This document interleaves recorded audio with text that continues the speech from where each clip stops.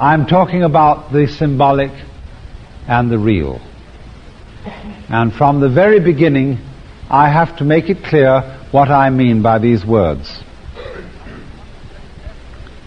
I think one of the very best illustrations of the difference between symbol and reality is the difference between money and wealth.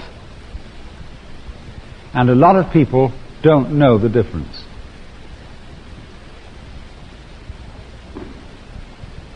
Nowadays, we're all accustomed to shopping in a supermarket.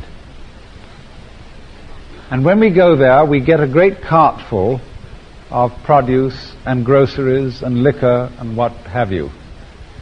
You take it through the cashier's gangway place, you know, and she taps away on her machine, and she produces an enormously long strip of paper and tears it off and says, $30, please.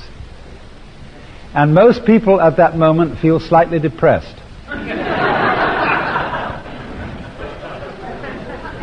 Because they had to get rid of $30. And that's a very strange and odd reaction. Because you got rid of paper, and in exchange for this paper, you got wealth. Real edible food, usable things, riches. And you should go home in a very happy mood that you got this great bundle of stuff. But somehow the loss of money hurts us a little bit. The relationship of money to wealth is very much the same kind of relationship that words have to reality.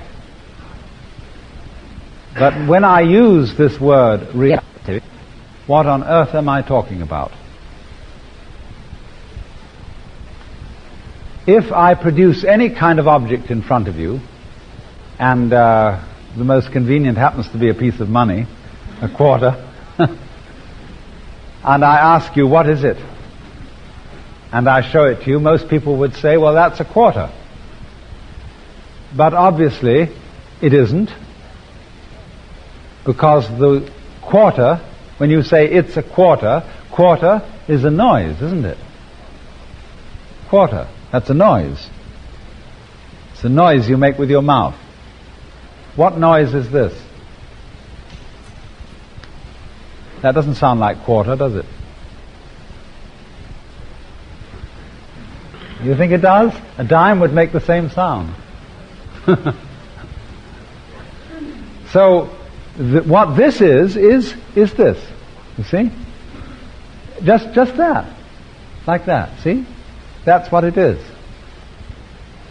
And so we would distinguish between a world of physical events, physical reality, and on the other hand, a world of names and numbers and noises and signs which refer to physical reality. And the fact that we can arrange this in this way, the fact that we can make symbols for the world of physical events, is the thing that peculiarly characterizes human beings, makes them different from almost all animals, and is the root and ground of civilization and culture. You can see, in other words, that being able to make a world of symbols standing over against the world of physical events depends upon being able to stand aside from things and look at them, and also to stand aside from ourselves and look at ourselves. There is something in the nervous system of man, some function of the cortex in the brain, which enables him to do just that. There was a young man who said, though it seems that I know, what I would like to see is the eye that knows me when I know that I know that I know. And that's what we call self-consciousness. And self-consciousness entirely depends upon something in us which enables us to stand aside from the immediate situation. For example, you may be happy, and in the middle of being happy you say, "My God, I'm happy." That disconcerts some people, because the minute they begin to know that they're happy, it starts to disappear. They wonder how long they're going to keep it. But you know, if you were happy and you didn't know you were happy, wouldn't that be too bad? There'd be, as it were, nobody home to enjoy it. See, knowing that you know is like singing in the bathtub. Everybody has a good voice in the bathroom, because the bathroom gives you resonance. It gives you echoes. It amplifies the sound, in the same way as a great cathedral amplifies the sound of a choir. And so in just that way, we have, as it were, an ecosystem inside our skulls, so that we know when we are happy, we know when we are sad, and when we exist, we know we exist. And that is simultaneously the grandeur and the tragedy of being human. Because along with knowing that you know all kinds of things, the most important of which is the knowledge of time. You know the myth of the Garden of Eden and the fall of man, that when Adam and Eve had eaten the fruit of the tree of knowledge, death came into the world. Why? It wasn't that there wasn't death before. All creatures in nature come and go, everything is born and dies. But for the first time, having eaten the fruit of the tree of knowledge, that is, having invented a system of knowledge, the world of symbols, people knew that they were going to die. When a cat approaches another dead cat, he sniffs it and sees if it's good to eat, decides that it's not, and goes away. Probably, although we don't know for certain, probably the cat doesn't reflect, "I will one day be a corpse like that." But human beings predict, because they are able to think about events with symbols and words. They are able to see what the future will be. And we all believe, don't we, that this is the most useful kind of knowledge that we have. To know the future, and therefore to be able to plan for it. To have your savings account, your life insurance, to plan for your old age. That's great. But at the same time, it has very serious disadvantages. Because the more you know the future, and are thereby able to control it, the more you realize that you can't control it ultimately, that you are going to come to a bad end. And so that's what makes human beings so strange. All human beings are therefore slightly anxious, slightly depressed. There's a certain kind of sadness in human nature which the Japanese call aware, a melancholy deep down in us, because we know, in the words of the song, "But it all comes apart in the end." And even diamonds come apart in the end. And so it's a curious thing whether a human being is really a logical construction. It's a great question. Whether a human being is not actually a self-defeating organism, a creature who knows too much for his own good. Because you know the proverb, what you gain on the roundabout, you lose on the swings. So with man. What you gain in power by having foresight and dexterity in controlling the world through symbols, what a price we pay for it. Because no one of us can any longer afford to be spontaneous. Imagine a life in which you don't have to take any provision for the future. You do just what you feel like on impulse. Now, you'd make many mistakes, and you might do things that would be quite fatal, like a moth, which can't distinguish between a candle and the sex call of a female. And so it flies straight into the flame and it blows up. Is that too bad?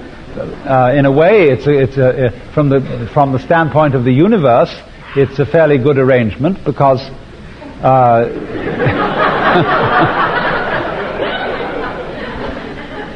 if this didn't happen, there would be too many moths. And every time a moth plunges into the flame, it's a sudden disaster. The moth isn't worried about this. I mean, it doesn't have anxiety about it before it happens, and the moth goes out, just like that, with a glorious explosion. And so in the same way, all these creatures who don't think what to do next, cats don't lie awake at night worrying about what contracts they're going to have to make the next day.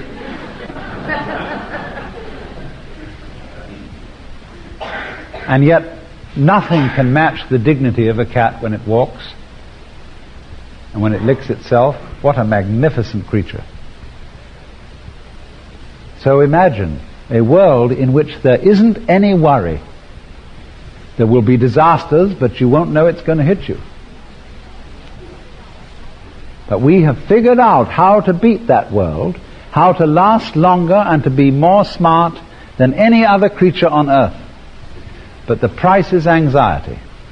The price is lying awake nights. The price is having an ego. A thing in us that we call I. My self. A compound of all the memories that we have of our experiences. A history. When you are asked to give an account of yourself, what do? You give your kind of biography. Where you were born, where you were educated, where you have been, where you have traveled, what things you are competent in. It's your life story, it's your history. And we learn to identify ourselves with our history. And that is a series of symbols representing the actual events through which we have passed in our lifetime. And that history is something with which we fervently identify ourselves. But all histories come to an end. And so, the more we know about our history, about ourselves in that kind of a way of knowing, the more anxiety we have about the thought that this history cannot go on indefinitely. It cannot be a story of complete success. Now then, I want to go into some of the properties of the human mind upon which this sense of our own existence is based. And the most remarkable property that we have, which enables us to create a symbolic world standing over against the world of physical reality. And of course, may I just put in parentheses, when I talk about the world of physical reality, this is a symbolic noise. And many people, when they hear physical reality spoken about, react to it in terms of 19th century scientific mythology, which is that the world of material, of energy, the world outside human skins, is mechanical and stupid. That was one of the dogmas of 19th century scientism, which carries on into the common sense of the 20th century. So when I say the world of physical reality, please don't put any such ideas on it. We really don't know very much about it at all. So then, the ability, the peculiar ability of the human mind that underlies being able to create a symbolic world alongside the world of reality. And through this to manipulate and control and play God towards the world of physical reality. The thing that underlies this is what we call consciousness. Consciousness is conscious attention, the ability to focus our senses on what we call one thing at a time.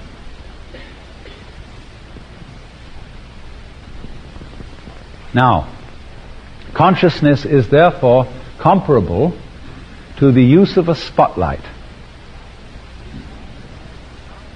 which casts a narrow, bright beam upon certain areas. We all were taught to use this as children because when we went to school, one of the most frequent things our teachers said to us was, "Pay attention!" Because the children were doing this and they were doodling and looking out of the window and so on, having a wonderful time. But the teacher wants you to get you to be able to focus on a point. See, now watch my finger. Who else does this other than teachers? Who else does that? Hypnotists and conjurers, magicians. They always say, "Now watch my hand, there's absolutely nothing in it." And when you watch the hand, you know he's busy pulling a rabbit out of his pocket.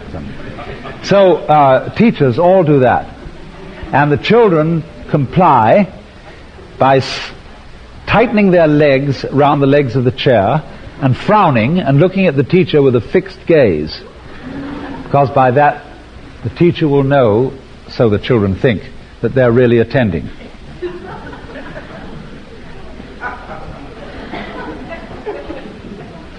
Now, so you see, by this means, we are taught to focus our awareness, that is to say, the total sensitive power of all our five senses, to focus it on certain areas of the external world, sometimes the internal world, which are called significant.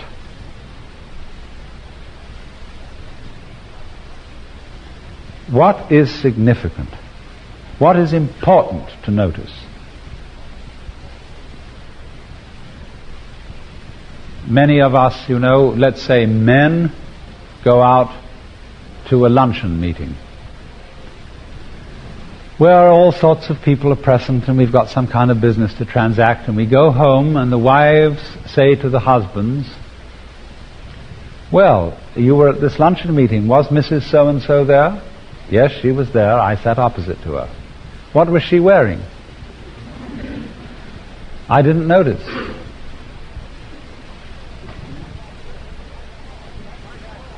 See, he looked right at it. He saw right in front of him the dress that this woman had on, but he didn't notice it. Because from his point of view, it wasn't significant. He might have been interested in what was underneath it, but not what was on top. So he didn't see it. And so in the same way, you can drive your car daily into town and talk with a friend, and you're absorbed in conversation, and you don't remember, you don't even think about driving. And yet you go through all these complicated stoplights, you avoid all the other maniacs on the road, and you get in comfortably. But you didn't notice it. Because there is an aspect of your total awareness that is not consciousness. It reacts, and it reacts intelligently. But it doesn't enter into what we call the stream of consciousness, the stream of events which we focus on with our spotlight and consider to be important and significant. So there are many, many different versions of what is significant about our world. The world, you see, is in many ways like a blot in a Rorschach test. I presume you are all familiar with the Rorschach test, where you have an ink blot that is made by pouring ink on a piece of paper and then folding it over and then opening it up so that you get a symmetrical pattern. And the person being tested is asked to describe what he sees in the blot. And according to what he describes, the psychologists believe that they can evaluate his personality. Well, actually, the whole world is a Rorschach blot. It's all fundamentally wiggly.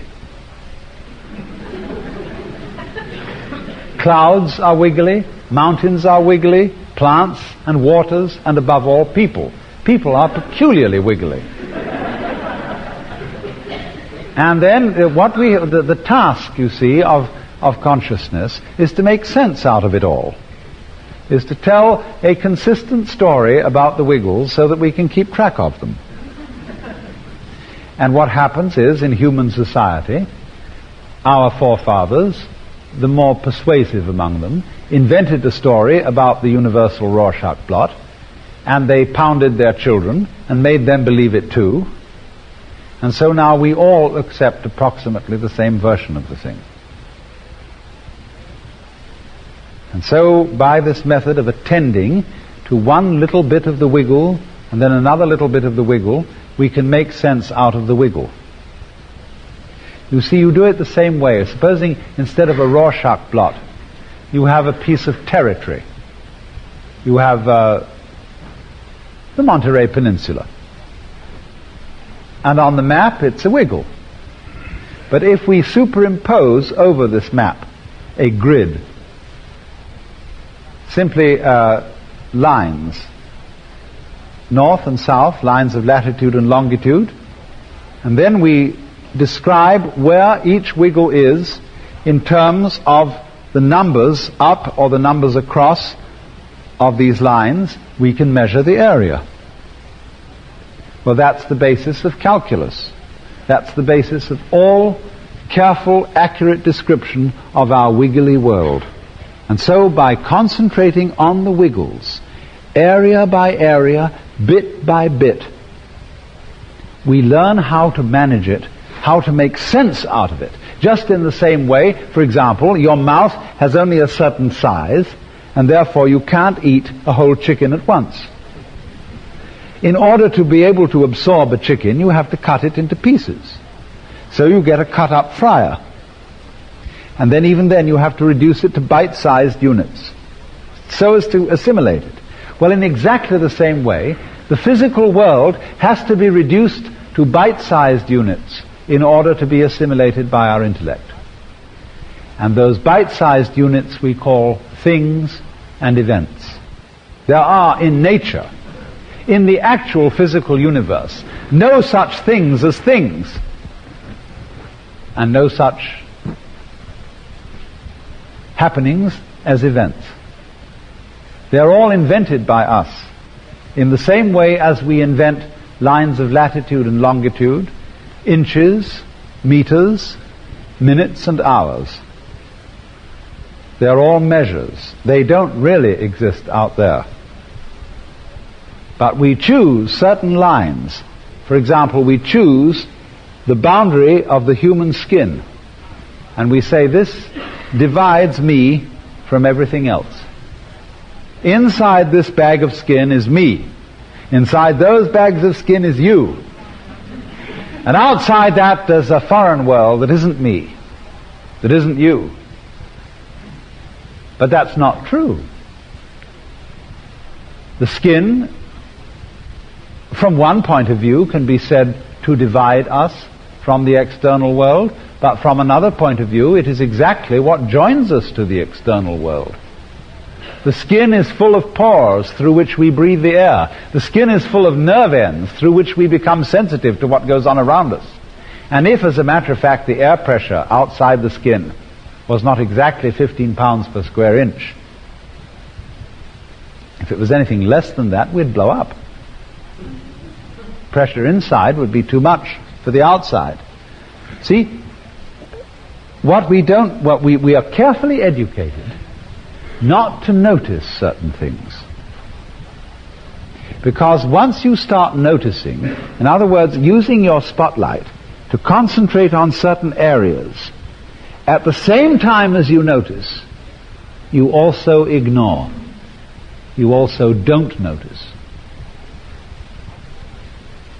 Often I take a blackboard and I draw a circle on it. And I say to people, what have I drawn? And they'll say, a circle, a ball, a sphere. Very few people ever say, a hole in the wall. A few smart ones do. In other words, do you notice what's inside the circle, or do you notice what's outside? Because what's outside is just as important as what's inside. You know, the fundamental secret of life, I'm going to tell you this, and this is worth all your price of admission. It's the ultimate secret. The ultimate secret is, for every inside, there is an outside. And they go together, and you can't have one without the other. And that's the whole problem of metaphysics, of religion, of life and death. So, be of good cheer.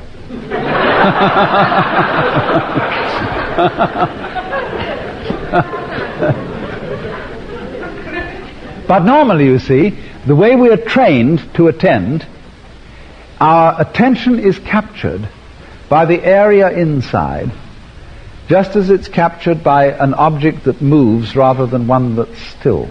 In other words, if a mouse was suddenly to go skitty-skit across the floor here, everybody would notice the mouse. And I keep moving a little instead of standing still like this while I talk to you, so that you will notice me a little. See? Motion against relative stillness, the background of the curtain, captures our attention, and my figure against the curtain captures your attention. Imagine what would happen if the total consciousness of the curtain vanished, and your entire field of vision was filled by me only. Then do you see what would happen? I would disappear. And what you would become conscious of as the thing presented to you would be my necktie. Or something like that, see? So, by that I mean the inside always goes with the outside. Now then,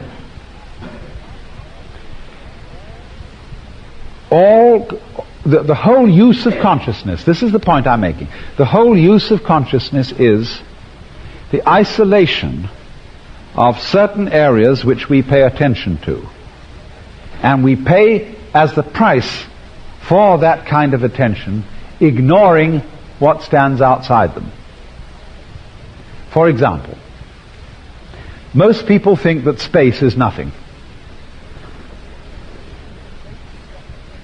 Space is just emptiness through which we all move.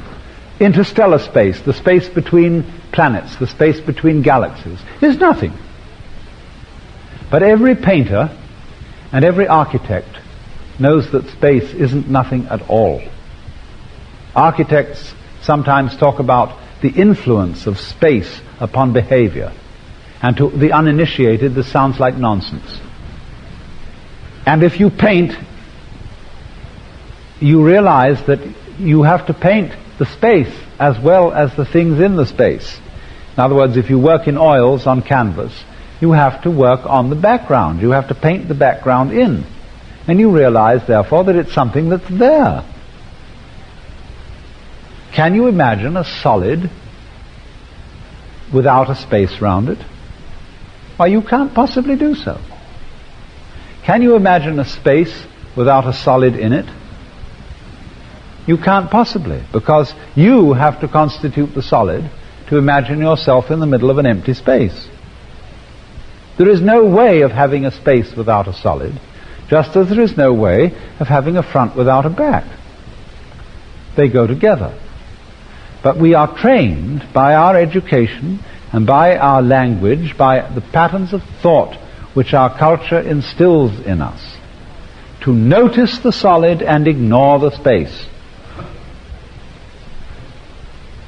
So in the same way, we notice ourselves as we exist inside our skins and ignore ourselves as we exist outside our skins.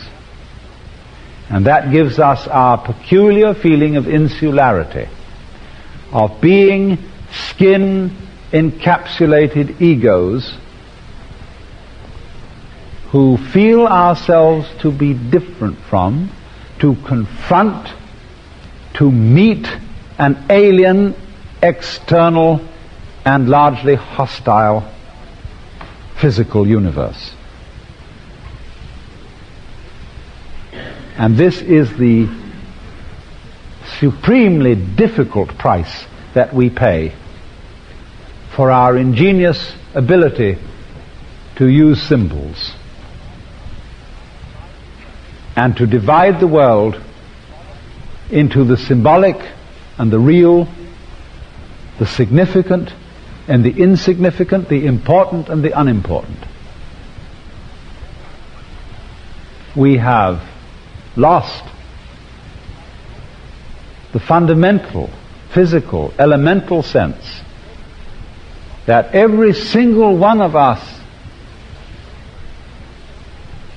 is the entire works, focused here and now. That is to say, every human being, every beetle, every mosquito, every living cell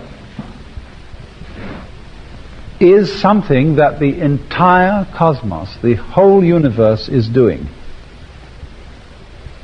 in a particular way. Just as when you hold a magnifying glass to the sun and you focus the sun as a vivid little point of light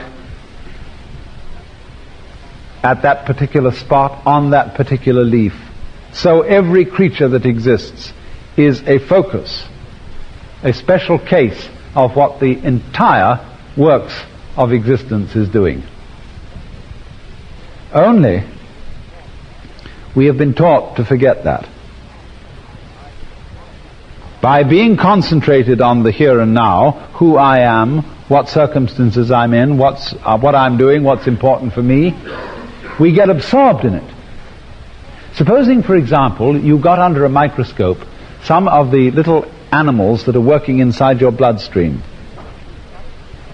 You would suddenly become aware, through your narrowed attention, of a great conflict going on.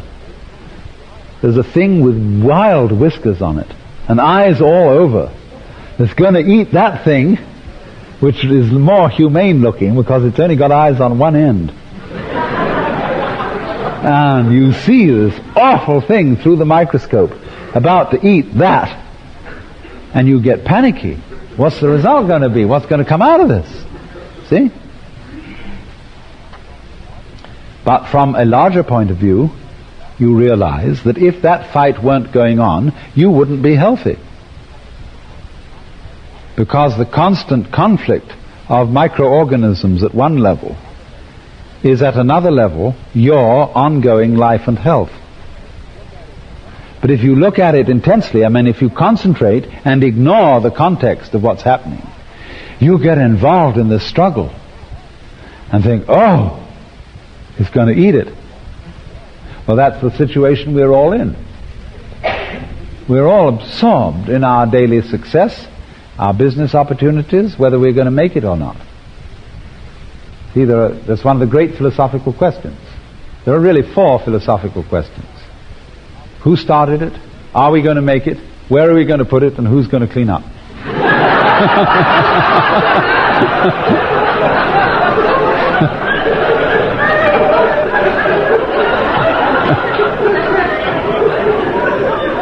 So, this are we going to make it, see, arises immediately someone has started it. And what they've started is this concentrated attention, looking at the little details.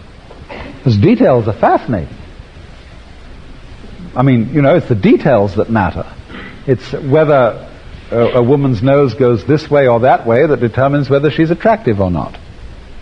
Whether she goes this way or that way that determines, you see? It's the details. And it's the details that differentiate between each individual personality. And we get absorbed in that. It's marvelous. Beautiful. But unless you can keep the details in balance with the background, you get so sucked into the details that you lose yourself. You lose your balance. And so in this way, the narrowed attention gets you involved into believing that you, I, myself, ego, am just some kind of a thing inside this skin. I'm a sort of chauffeur in my physical body. And I believe that. It's a hoax, but I believe it. And the whole of society conspires to make you believe that. The whole of education is designed to give you that particular sensation.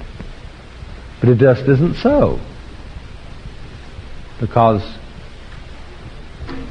if every inside goes with an outside, like the head goes with the feet, you don't find heads without feet. Thus you don't find cats that have tails but no heads. Only Manx cats have heads but no tails. They go together. So in the same way, a living organism goes with an environment. But fascination with symbols, the fact that we can talk about the organism as if it were something separate from the environment, because we can talk about I as if I were something separate from you, hypnotizes us into the feeling that we really are separate. And so we lose the sensation of being really at home in the world. You know, you might use an illustration. Here's a tree, a barren tree, dead branches, and from nowhere at all a bunch of birds come and alight on it. There they are. Birds from somewhere else alighting on a barren tree. That's the way most people feel themselves in the world. Human beings in a world largely composed of rocks and fire and electronic jazz, which has no feelings, no sense of values, no intelligence, but we just live here by accident. The other image is the tree, again, that suddenly gives rise to leaves and fruit. What a different situation. But according to all our knowledge of the sciences of biology, ecology, evolution, and so on, we are leaves on a tree. We live, we express, each one of us, a world which produces human beings in precisely the same way that an apple tree produces apples. After all, when we see the apple tree in the spring, it has no apples on it, only blossom. And in the winter, not even any blossom. And you might go by the apple tree and say, just a tree. And you come by later and you see the blossoms and you begin to get interested. And then later in the summer you go by and it has apples on it and you say, excuse me. So in the same way, this solar system might have been visited 10 million years ago by someone in a flying saucer from Alpha Centaurus, and he would have looked around and said, just a bunch of rocks, and gone away. Now he comes back in his flying saucer again and looks at us and says, excuse me, I see you were after all intelligent rocks, because you are humaning, just as the apple tree apples. You see? A world which does us is an intelligent world, is a human world. At the very least, it may be something more. Goodness only knows what it might do next. But at least, you see, it does us. Now,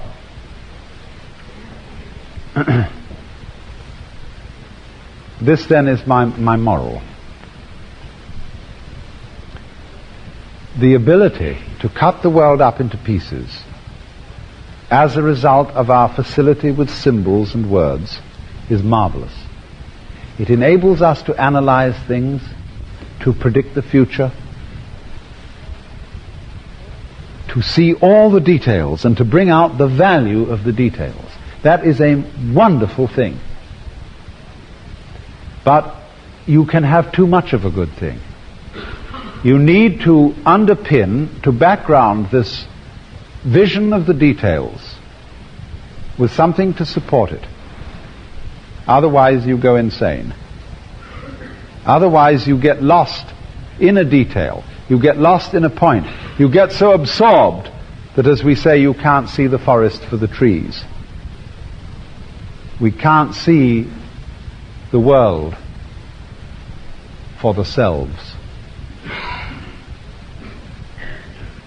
And this isn't just a matter of theoretical understanding, not just grasping a new theory. We need to find ways in which our actual everyday consciousness, our sensation, our physical feeling of being alive is so transformed that each one of us feels himself not only to be alive inside his skin, but also to be definitely, substantially identical with everything going on around him. So that when you move and talk to me, I feel that that's just as much me as it is you. Because these are the facts. This is the way it is. The outside goes with the inside. And you don't find them apart from each other any more than you find the front of the coin without the back. Look, supposing I'm interested in another human being, but this is a human being who thinks only about themselves, has no interest other than what is defined as themselves socially.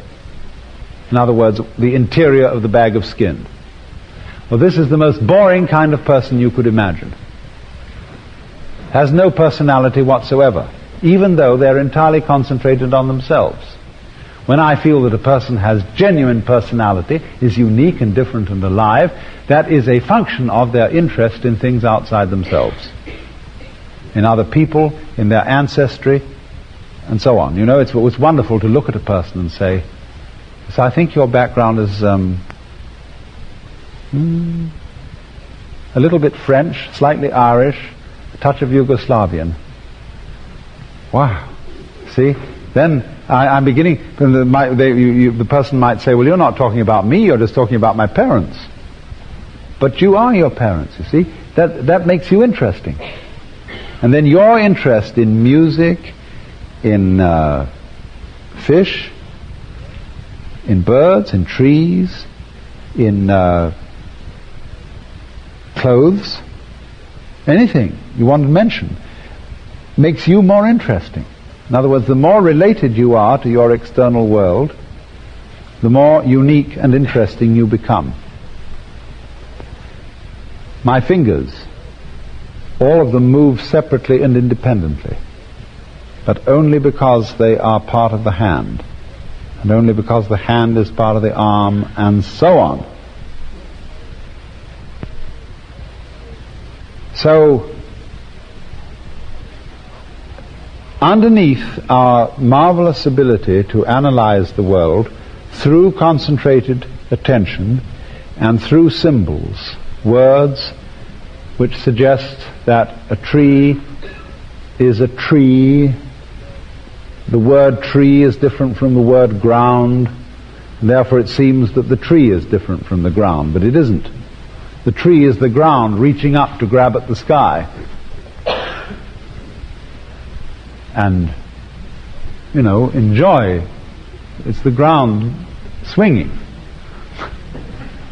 So in the same way, each one of us is the whole cosmos waving and saying, yoo-hoo, I'm here. So that knowledge is necessary, that knowledge of being one with the totality is necessary to underpin and support the knowledge of being different and unique and individual. Without it, the individual goes mad. Crazy mad, not angry mad. Crazy mad. Because he feels unsupported, and therefore he seeks security in the collective. That is to say, in religious or political merging of individuals into the crowd, into the mob, into the mass, to escape the terror of being alone.